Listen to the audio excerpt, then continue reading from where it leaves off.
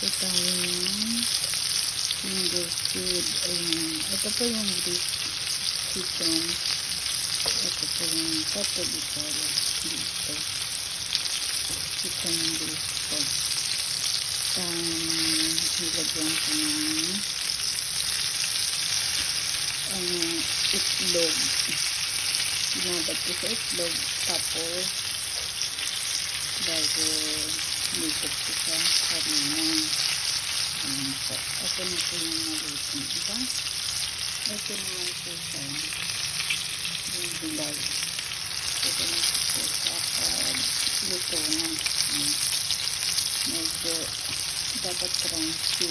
Ang sarap. Ayan. Ayan po. Ayan. Ayan. Ang sarap po sa pagganito. Medyo malutong po dapat talaga para masarap.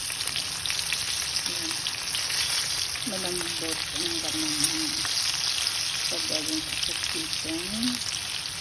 Ayan. Ako po ang gumawa sa buong chicken kasi pinakamura talaga dito manok.